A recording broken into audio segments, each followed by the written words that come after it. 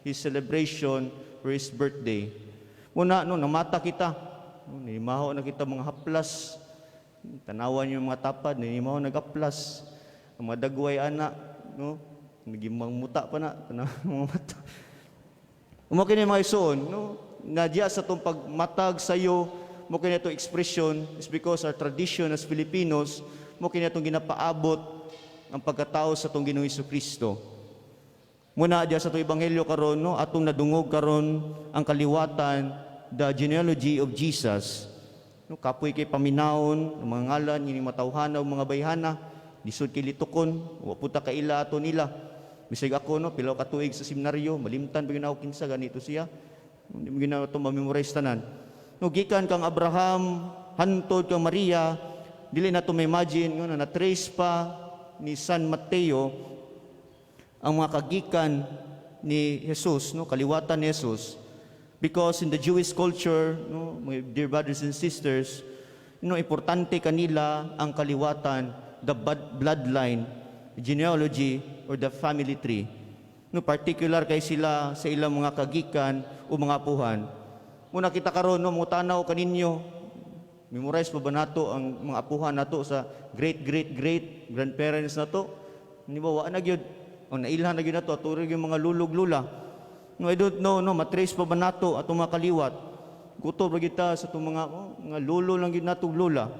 Pero kung sikat kayo ka, daghan gyud kay mamarinti nimo. Kung dato ka, labing daghan gyud mo duol nimo, mamarinti nimo. Kung mo kini labing tinuod, diya sa itong kinabuhi isip tao, kung nakita sa taas na posisyon, daghan gyud mo ila diya kanimo. Pero parinti gay nimo, kapilido gay nimo kriminal, kaliwat nimo adik, mga palahubog ya, dali kay kalimod. Because di na to gusto ko ng mga negative.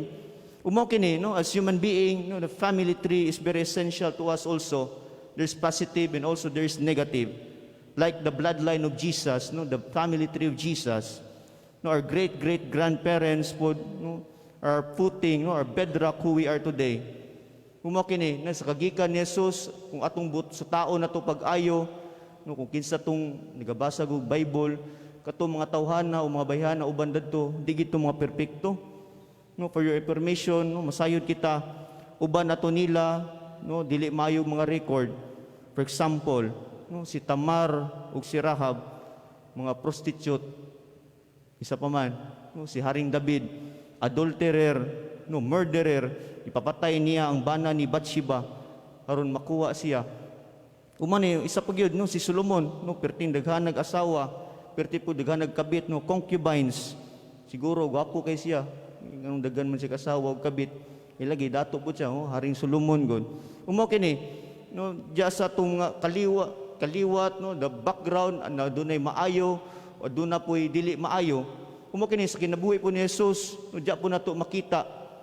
It's because naay kaingon kita nga dili lagi perpekto apan gihimo perpekto sa tong Dios Amahan nga nagbuhat ka natong tanan.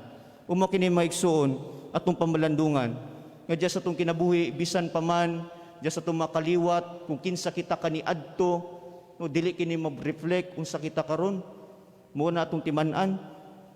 Ilagi sahay balikan nato ang kagahapon. Muna, di kita makatubo, di kita makalahutay is because nagpuyo kita sa kagahapon usay mga mali sa una, mubalik gyapon unsay nasa present. Umo kini, ang mensahe sa tuwa karon nga mulantaw ba kita sa mga sayop sa kagahapon or atong puy-an ug dawaton kung unsa kita karon. Ang kaliwat ni Jesus dili maayo totally. Naay mga maayo ug nasay dili maayong tao. Apan wala nagtan-aw, wala nag-focus ang Diyos Amahan sa mga sayop o mga record sa kaliwatan ni Jesus. It only proves that the family tree of Jesus, ang kaliwatan ni Jesus, the bloodline of Jesus, susama rapod sa tuwa. Ang mga sayop sa kagahapon o mga sayop sa atong katigulangan, wala o dili magdetermine kung kinsa kita. Kung imong amahan, nakapatay, it doesn't mean mamamatay tao po ka, killer po ka. Kung imong inahan, chismusa, di po pasabot nga chismusa ka. Kung imong lolo, no, chicks adarit kaayo, bisig tiguwang na, di po nabot pasabot, ning anak po ka. Umo kini maigsuon, no, gyatagan kitag, no, utok, huna-huna, kasing-kasing, na pagbati, natong gamiton sa matag adlaw. Bisan pa man sa mga sayop nato sa kagahapon, ng sayop sa to mga great-great-grandparents, dili kini mag-reflect unsa kita karon. Kabalo kita unsay tama, unsay mali, unsay makadaot, unsay dili makadaot, unsay tama nga buhaton ug dili angay nga buhaton, nasayod kitang tanan ni ana. Umo kini, no, lisod kay paminawon, most especially in this generation, most especially po nining panahon sa eleksyon, magdinautay, balikan to mga sayop sa una, umbot kabalo na mo. Nung usa to'y mali sa iyang mga ginikanan, balikan, mag-reflect ba ni sa kaniya, kinintawhana, kung sa'y mali sa, no, sa iyang mga ginikanan kinaadto, umo kanitong timanan mga igsoon, no, balik-balik yun nako. Usa tong lantawo ng kaliwatan ni Jesus, no, dili perpekto, apan ang resulta o bunga, no, si Jesus nga tong Ginoo maluluwas, na himong perpekto para kanatong tanan. Umo kini, no, kaya buhaton sa Dios ang imposible dadto sa posible, ug usab ang dili perpekto dadto sa perpekto. Wala nagbase ang Dios unsay background nato, no, wala mag-judge kung kinsa kita sa una, wala maglantaw sa itong mga sayop, mali sala sa kaniadto, apan iyang gilantaw kung kinsa kita karon nga niningkamot nga mabag-o. Mo kini itong pamalandungan ngiring kadlawa. Uusab sa itong kinabuhi, wal nga padayon kita nining misa di Gallo, nga diya sa itong kinabuhi, di kita magpuyo sa kagahapon.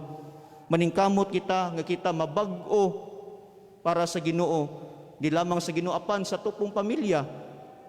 No? Nubusa maigsoon, no, maningkamot kita sa pagsunod kang Kristo. I know it's very difficult to follow our Lord Jesus Christ. Apan, diya sa itong pagpaningkamot, kung sa may consolation nini, ang gingharian sa langit. Mo kini, no, mo ni punto nato karon, mo puning gasimba kita, is because all of us want to reach the kingdom of heaven. Matakag sayo, luhod-luhod ka, ampo-ampo ka din simbahan, so may pulo si mong pag-adto din si mong pagpaningkamot. Siyempre, nakita maluwas, makasulod kita sa gingharian sa langit. Bisan sa itong mga imperfections, I know, kung nakita'y pagtuo o paglaom sa itong kasing-kasing, God will receive us. Una, no, mag-ampo kita kanunay. No, pangayoon na itong panabang sa Ginoo is because kung kita-kita lang, di na ito ni mabuhat. No, musali kita sa Diyos kanunay. No, have faith and trust God always. Amen. Palihog manindog.